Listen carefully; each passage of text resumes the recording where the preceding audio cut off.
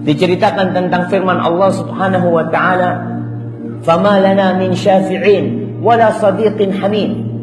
Hasan al-Basri ketika mentafsirkan ayat ini, dia mengatakan ini peristiwa di neraka nanti, di hari kiamat. Tatkala ada seorang yang masuk surga, kemudian dia ngomong sama Allah Subhanahu wa taala, "Ya Allah, mana sahibku, temanku yang biasa duduk sama aku, yang ngaji sama aku, kok nggak ada di surga?" Lalu dikatakan dia di neraka. Maka orang ini mengatakan, "Ya Rabbi, innahu la taktamilu sa'adati." Ya Allah, kebahagiaanku tidak akan sempurna kecuali kalau dia ada bersamaku di surga. Maka di sini orang itu dikeluarkan dari neraka masuk ke surga dengan syafaat siapa? Sahib.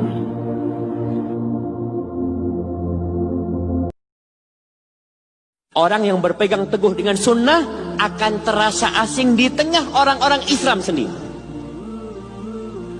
Bisa bayangkan kalau ada orang, antumlah dulu pada waktu awal pakai jenggot, yang pakai jenggot, pulang ke rumah, ibu langsung bingung. Nak, ada apa kok pakai jenggot? Nah, dia langsung bingung. Anaknya sholat ke masjid, ajib kata dia. Kau nggak pernah sholat ke masjid, sekarang ke masjid. Ikut aliran apa kau? Takut dia, takut. Tapi kalau anaknya pulang dari kafe, nggak takut. Biasa anak muda kata dia.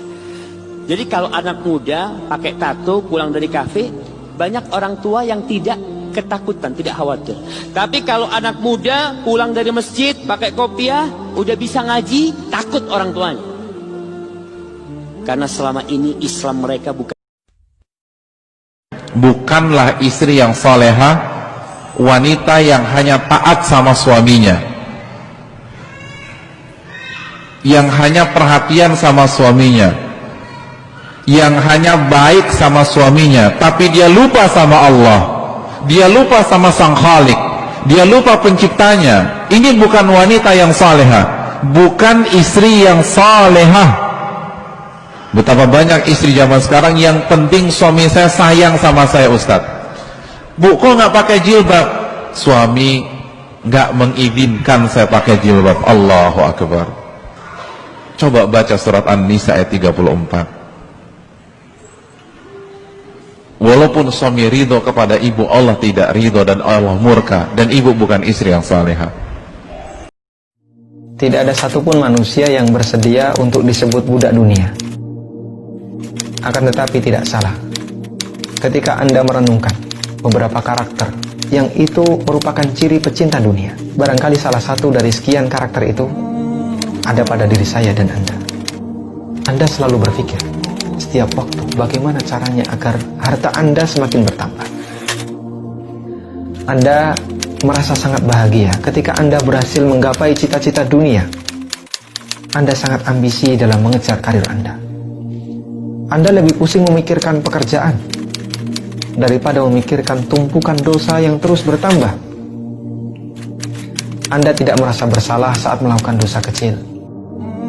Dalam masalah ibadah, Anda tidak bersiap-siap saat waktu sholat akan tiba. Anda melalui hari ini tanpa sedikit pun membuka lembaran Al-Quran karena Anda terlalu sibuk. Kalau mau dikasihkan ke istri, nggak ada masalah, boleh-boleh aja. Kadang-kadang kan suami punya gaji, tapi dia juga punya penghasilan lain. Dia gaji itu memang sebagai nafkah buat istri. Dia punya penghasilan lain yang memang itu mungkin di situ dia bisa berbagi sama keluarganya, dia mau ngasih orang tuanya. Karena sebagai seorang suami, tolong nih anak laki-laki sadar, ketika engkau menjadi seorang suami, engkau punya kewajiban banyak. Engkau punya kewajiban sebagai anak berbakti kepada orang tua. Mungkin engkau juga punya kakak beradik yang perlu untuk disantuni. Mungkin kau juga punya keponakan-keponakan yang sulit hidupnya. Sehingga seorang anak laki-laki ini posisinya dia membawa beban yang banyak sekali. Salah satu bebannya istri dia dan anak-anak dia. Jadi jangan sampai kemudian semua uang dikasihkan istri, kemudian suami kalau mau ngasih orang tua harus minta sama istri. Mau ngasih keponakannya harus minta sama istri.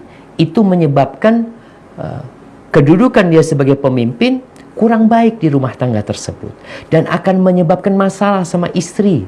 Kadang-kadang istri akan tahu, oh ngasih ibu lagi, ngasih bapak lagi, oh mau ngasih ini lagi, ruwet akhirnya rumah tangga.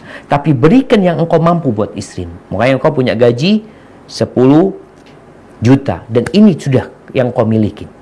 Sudah engkau lihat istri, oke, kasih istri 5 juta umpama. 5 juta engkau pegang untuk berbagi dengan yang lainnya. Dan kadang-kala nggak perlu istri tahu berapa jumlah gaji kita. Nggak perlu. Yang dia perlu adalah engkau kasih dia nafkah sesuai dengan keluasan rezekimu. Yang gajinya semakin besar, ngasih istri jangan tetap. Kadang-kadang ini suami gaji pertama 10 juta anggap dia di satu perusahaan. Dia kasih istri 5 juta. Gaji dia naik 20 juta. Kasih istri tetap 5 juta. Gaji dia naik 25 juta. Kasih istri tetap 5 juta. Nggak seperti itu. Maka berikan sesuai dengan keluasanmu. Jangan jadi suami yang bakhil. Karena sejatinya yang engkau berikan kepada istri itu bernilai sedekah. Sebelum kita memberikan komen, memposting sebuah gambar atau mengupload sebuah video atau men-share sebuah artikel atau mungkin copy paste, maka camkan bahwa setiap yang kita tulis, gambar yang kita posting, video yang kita upload akan dihisap oleh Allah Subhanahu wa ta'ala. Akan dihisap semuanya tanpa terkecuali, sehuruf-hurufnya akan dihisap oleh Allah Subhanahu wa ta'ala. Ma yalfidhu min qawlin illa ladaihi raqibun atid, dalam surat Qaf ayat 18. Dan apapun yang meluncur dari lisan Anda, apapun yang Anda katakan dan dikiaskan apapun yang Anda katakan di sosmed tersebut, illa ladaihi raqibun atid, akan dicatat oleh malaikat raqib dan atid. Semuanya akan dicatat dan akan dihisap oleh Allah. Allah akan tanya semua artikel yang kita tulis, artikel yang kita copy paste, yang kita share, yang kita berikan kepada pihak lain.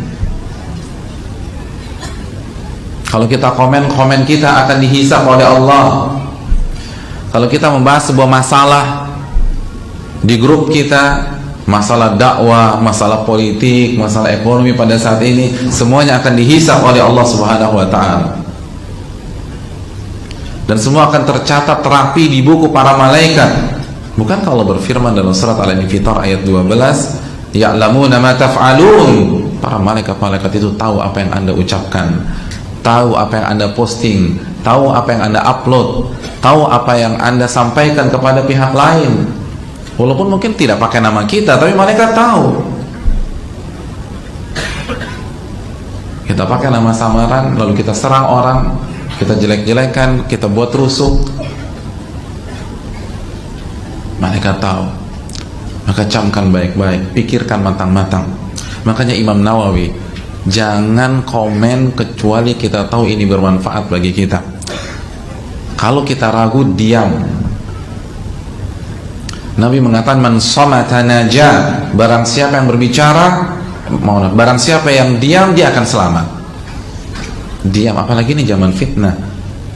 Semakin banyak komen, semakin banyak hisab kita pada hari kiamat kelak. Semakin banyak kita aktif, apalagi nggak ada manfaatnya sama sekali, semakin banyak pertanyaan-pertanyaan Allah kepada kita. Maka camkan baik-baik, semua akan dihisap, semuanya tanpa terkecuali. Simbol-simbol yang kita berikan akan dihisap. Kalau ada orang yang sakit hati gara-gara ucapan kita di sosmed, kita akan dihisap oleh Allah. Apabila ada kesalahan yang kita berikan, kita akan dihisap oleh Allah. Ada data yang tidak valid, kita akan dihisap oleh Allah.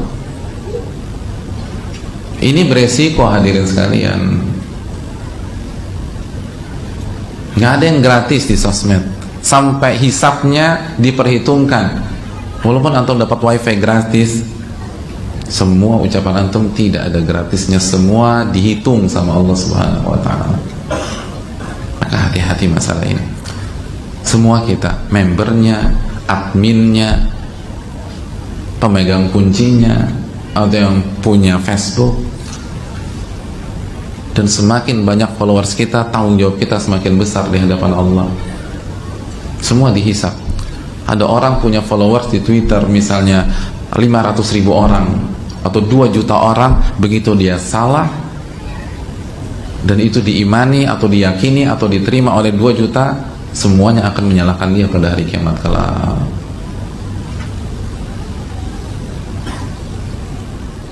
Semua akan dihisab oleh Allah.